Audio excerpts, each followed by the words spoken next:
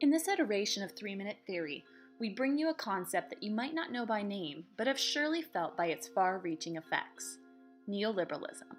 Simply, neoliberalism is the idea that society should be shaped by the free market, and that the economy should be deregulated and privatized. Or even simpler, what works in the private sector will also work in the public sector. But it doesn't stop there. Neoliberalism also involves the idea that the public sector should not only follow the private sector's rules, but it should also subsidize the private sector, which we know is now owned by fewer and fewer global capitalists. While neoliberalism began to reach its current heights in the late 1970s, it has its roots in Enlightenment liberal humanism, or classical liberalism, the belief that people were free to live their lives without a great deal of interference from the government. So what does neoliberalism have to do with classical liberalism, and why does it matter?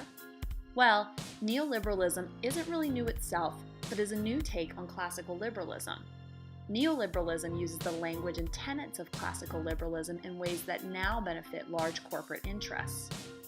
For example, many of the tenets of liberalism were enacted in the name of equality, meaning that free market policies were supposed to allow people an equal chance into the marketplace.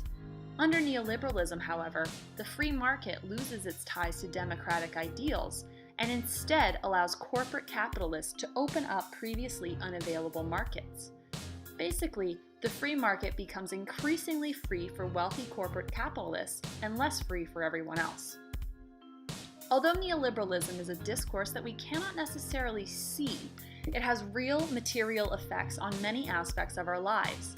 Let's take the American public education system as an example of how business interests have infiltrated public systems.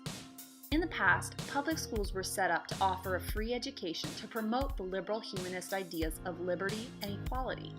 But with the rise of neoliberalism and in turn education reform movements, the lines between public and private education have been blurred. What we now see is heavy private investment from private individuals and corporations.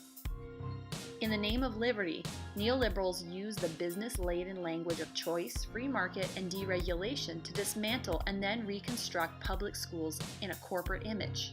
This all happens through the use of language that sounds lovely and freeing, but ultimately doesn't prompt too many questions from the general public.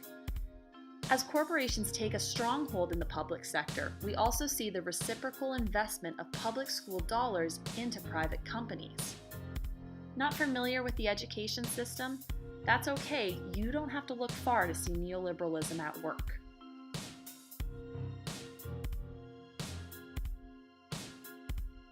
Remember, neoliberalism is everywhere, and it isn't limited to one political party. It's both right and left, and conservative and liberal, which makes it very hard to work against. So next time you hear a politician or CEO talking about the greater good, take a moment to wonder who's good. More often than not, the good being held up as liberty for all might really just be more money for some.